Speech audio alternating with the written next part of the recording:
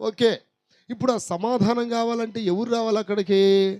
సమాధానకర్త రావాలి. ఇప్పుడు ఎగ్జాంపుల్ చెప్తేనండి. ఇల్లు మొత్తం సువాసన వస్తుందంటే అక్కడెక్కడో అత్తరు పెట్టారనేగా అర్థం. సెంటు పెట్టారనేగా. లేకపోతే ఆ వాసన వచ్చే వస్తువు పెట్టారనేగా అర్థం. అలాగే సమాధానం అనే వాసన రావాలంటే సమాధానకర్త అయిన దేవుడు అక్కడికి రావాలా వద్దా? అంటే ఇప్పుడు సమాధానకర్త అయిన దేవుడు రావాలంటే ఏం చేయాలి? ఏం చేయాలి? దేవుడు రావటానికి మనకి కొన్ని అర్హతలు కావాలి.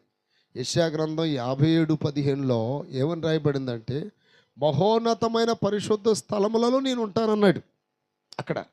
అలాగే మత్తయి సువార్తలో అంటాడు, ఇద్దరు ముగ్గురు నా నామములో ఎక్కడ కూడుకుంటారో అక్కడ ఉంటానంటాడు. దేవుడు ఉండాలి, మాతో ఉండాలి అని కోరుకునే వాళ్ళు, నా ప్రియమైన బిడ్డలారా, పరిశుద్ధంగా ఉండాలి ఇళ్ళల్లో. అర్థమైందా? చాలామంది ఇల్లు కట్టబడిన తర్వాత అసలు ఇల్లు మర్చిపోతారు.